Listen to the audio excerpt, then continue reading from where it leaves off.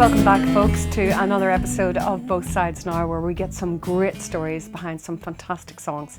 And with me today on the sofa, all the way from New Jersey, we've got the gorgeous Kiran, young Wimberly. You're very welcome to Red Box. Thank you. Well, I say welcome back. Thank you. Because you were telling me down the stairs that you were one of our very first people here when we opened the studio nearly 10 years ago. Yeah. And you've been in and out ever since. Yeah, that's right. So I'm really pleased that we've actually got to do this now, and we can sort of, televise your journey here at the studio. Yeah.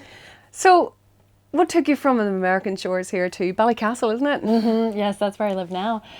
Well, some years ago in 2007, we moved here and lived in Belfast for quite a while. Mm-hmm. And then it was at the end of that stay that I recorded the first album here in 2013. Fantastic. And we thought we were leaving. We left Northern Ireland and went back to New Jersey and lived there for about 4 years. But we just kept feeling this pull back.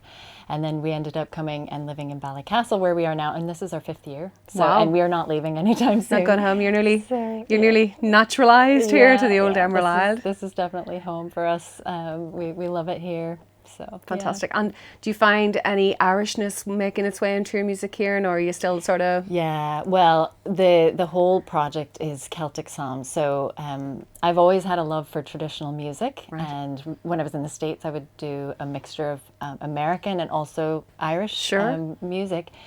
And when I came here, I was really interested in trying to hear a bit more of it. Didn't hear a whole lot of that in the Presbyterian church setting because I'm a Presbyterian minister.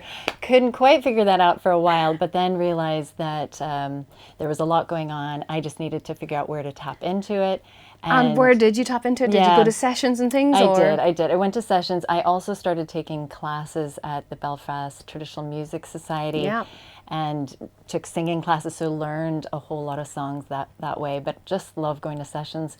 And I'm just really drawn to that style of music. I think it's one of the best things about this country. It is actually woven into our culture, isn't it? The language and the form of singing, and the style and the traditional music, it just goes hand in hand. Yeah. I love it. Yeah. So I was brought up, obviously, in the middle of all that, and we had sessions, what we called around the kitchen table, where every member of the family had to sing the song, and you just grew up learning them from your granny's granny, and then next thing you know, you're singing them, and that lovely lilting thing that goes on, that is nearly just bred in you, I think, so it's lovely to find someone else coming over, and actually I was maybe experiencing that for the first time, or is it something we just sort of it was do all off the around back? You. Yeah. And I think what I love about it so much is the way it connects with emotion in a way that other music I've not found quite the same. There's something about it that really resonates with me. Yeah. And it's maybe something I can't quite put to words, but it is, it sort of reaches deep into me. It kind of helps me to express emotion. Sure. There's songs of love and loss and a whole range of emotions. And that has, for me, that's been a connecting point to the music that I've created, Celtic Psalms, because the psalms that I use as kind of my starting point are the prayers from the Bible that also express those emotions. And I've found a real kind of, connecting point between the melodies that are really soulful and kind of get deep into you, and then those prayers that get also express in that deep way. So you're allowing them to breathe in a whole different way. Yeah. Well, talking of your Celtic Psalms, we've got a clip of you here coming up on a video you kindly sent through us. So where are you here now? Just explain, because you normally sing in with a group of people, don't you? I have a group. I sing with a family, the McGraths, so you can see them here singing along with me. This is at the Square Box in Dungannon. Oh, yes. We've sung at a range of places. We sing in churches. We sing in also secular venues, and I actually really like that. This is just a concert hall, where all sorts of different concerts go on. But what I like about it is it's open to anybody, and there's not really the sense of, you go there because that's where you go to church, or it's just open. And also what we found is a lot of people just go because they like Celtic music. Maybe they don't really know that much about psalms or anything religious, but they find that it expresses something emotional within them that maybe they don't even know what it is. Absolutely. But it's just sort of more moving. Of an uplifting sort of. It is an emotional experience, because you find often when you do go to services and whatever else, it is the music that actually gets you. Yeah. It gets you going, doesn't it? It gets the heart beating. Yeah. And so you're in here with us now to record. Is it the fourth album of Celtic this is the Psalms? fourth album. How fantastic! I just love it. I mean, there are 150 psalms, so I could keep going and going, but I probably won't do them all. I've done 44 psalms now, so they're 4 albums and about 10 or 12 on each album. And I've just loved it, and the whole process of creating music has been such a joy for me.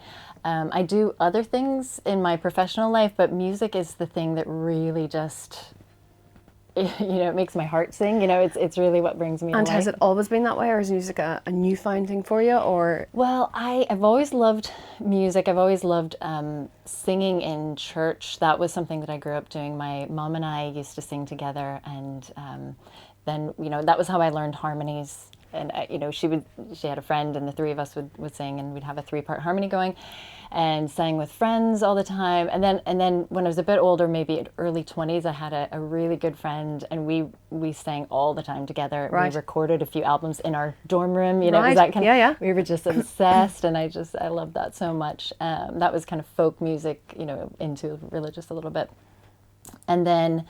I kept playing. You're dying to go there, aren't you? I kept playing guitar and singing. So every church that I worked at, they would always know, oh, she sings, she plays guitar. So it has been very much part of your tapestry of life, really, the music and song. Yeah. So speaking of which, you know the crack here by now on this show. Yeah. So the idea is obviously that we get the story behind a particular song. So I know you're going to sing one of the Celtic Psalms for us here, aren't you? Mm-hmm. So you'll know more than we will probably what it's about, what is the deeper message that we're not always seeing, I suppose, on that. And maybe in your job you're doing that all the time, you're trying to explain the reason behind the text and stuff, but tell us what the song is and what the story behind the song is, would you, Kiran? Okay. So the one I thought I would share today is Love and Mercy. It's based on Psalm 85, which is a beautiful psalm about basically it's this image of what could be, it's about love and mercy coming together, peace and justice coming together. And the words are beautiful. It says they will come together with a kiss. They will greet each other and come together with a kiss, which then led me to the idea of combining it with a love song. And so the song that I chose to go with it was Lovely Molly, and this version is Scottish. Traditional of Lovely Molly, and it just has this really heartfelt, kind of feel to it.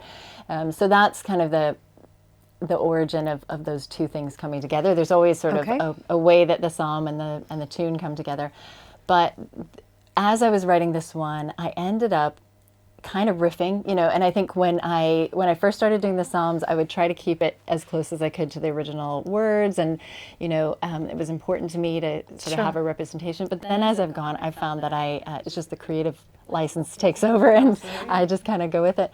So in this case, I kept kind of writing as I brought the song to the close, and what I ended up writing was. That love and mercy will come together, justice and peace will come together, and there was this vision of kind of what could be, and this was in COVID times. Sure. So this was summer of COVID. Yeah. This was when we hadn't sung together in 5 months. There wasn't an end in sight. There was no vaccine. There was nothing. So when all these songs in our album that's coming out soon came together, it was during really the least hopeful time, except that we were able to get together and do a little bit of singing. That was the only hopeful part. But as far as the songs that I was drawn to write, it was so much about singing is so important to us. Anyway, so the end desperately of cathartic singing, just get it out. And how I missed singing with other people was that was like the most.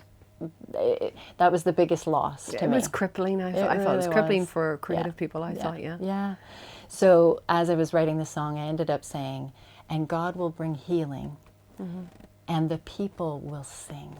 Oh. And I kind of put that song together. The people will sing, and I had this kind of vision of everybody being able to come back and sing together again, and it was just not only kind of in this life, but kind of this like heavenly vision of that's what I would envision of the most heavenly kind of experience would be people singing together. Well, you have me completely mesmerised. I'm just falling into it. So I can't wait to hear the song. You take it away whenever you're ready. So, it's very simple, and it repeats a few times. And I also want to say that I create music to do with other people. Sure. It's really not, I'm not a solo artist. I love singing with other people. Okay. And I love creating harmony with other people. Sure. So just imagine lots of harmony. There is on the album. And I love leading other people in singing. And the songs that I write begin very quietly as a little prayer. So lovely. I'll share this.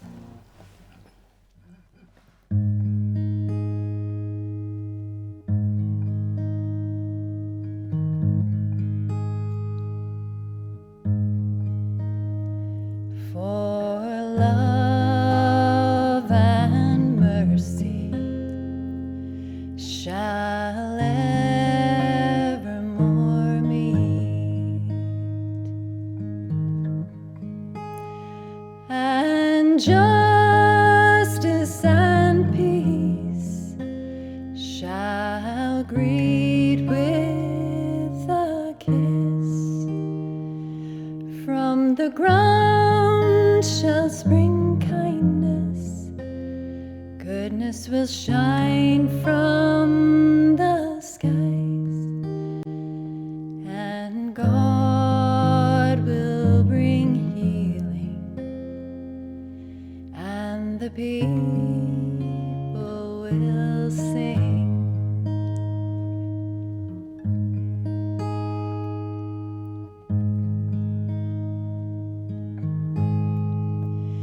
For love and mercy shall evermore meet, and justice and peace shall greet with a kiss. From the ground shall spring kindness, goodness will shine from the skies, and God will bring healing, and the people will sing.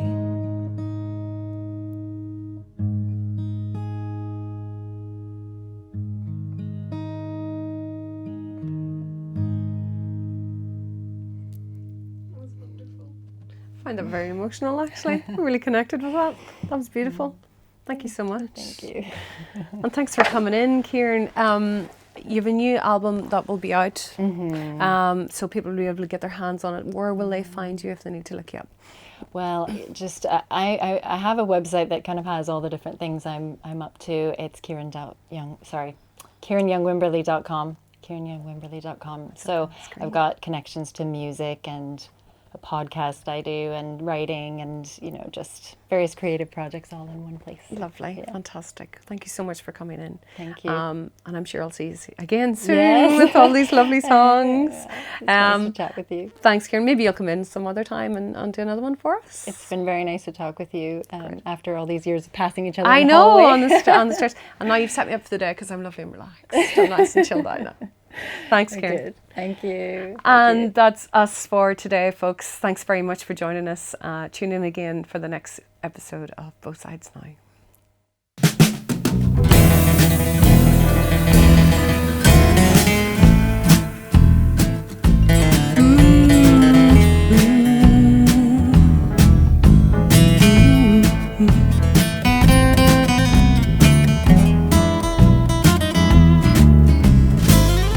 Hello, my little friend, take it all away. Release the tension in me, let my troubles float away. Sunshine